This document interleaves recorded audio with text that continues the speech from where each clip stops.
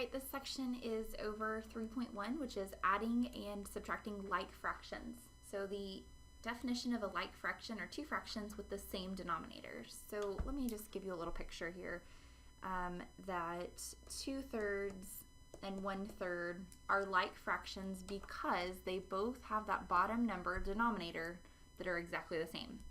So if you have like fractions, meaning those denominators are the same, you are either able to add or subtract, oops, sorry, I was supposed to be under there, following the rules that you see. And literally the only difference between the two of them is step one.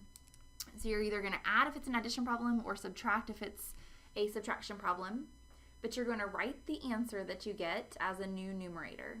So meaning, if this was an addition problem up here, I would add 2 plus 1 and it would be over 3, right? So 2 plus 1 is 3. My new numerator is 3, and it's the new numerator of the new fraction. Step 2 is to write the denominator as the denominator of the fraction that we just started. So the denominator was a 3, so now it's going to be written as a 3, and then the last step says to reduce, and it becomes 1 whole.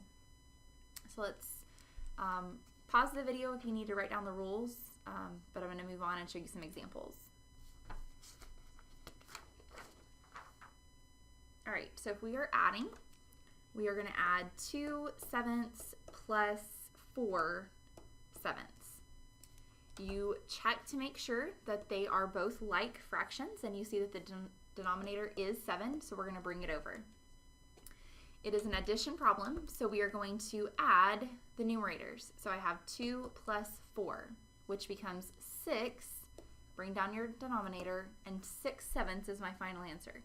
It's my final answer because the top number, or the numerator, is smaller than the denominator, meaning it's a proper fraction. It also is my final answer because it is in lowest terms, meaning there is no number, no common factor that goes evenly or divides evenly into 6 and into 7. So this is in lowest terms, so this is my final answer. I have 1/5 plus 2/5. The denominators are the same, meaning it is a like fraction. So I will add my numerators because it's an addition problem, and I end up with 3/5. They are in lowest terms, so this is my final answer.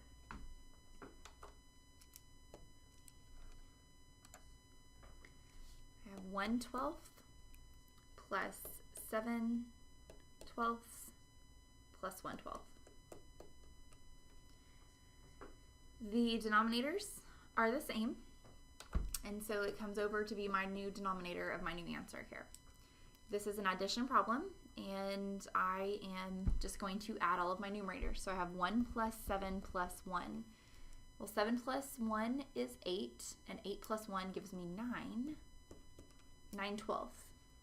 9/12 is not in lowest terms. I know that they both can be divided by 3. Remember, when we're putting them into lowest terms, we're looking for that one common factor that matches, that goes evenly into the numerator and denominator. So this becomes 3/4 as a final answer. Okay, let's try subtraction. I have 15/16 minus 3/16.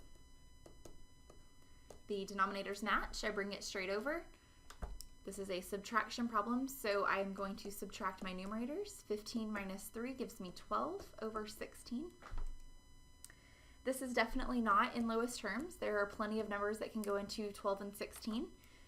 If you didn't know that 4 went into them, you started with 2, for example, you would end up with 6/8. You would notice that this could be simplified again by dividing by 2 and end up with 3/4.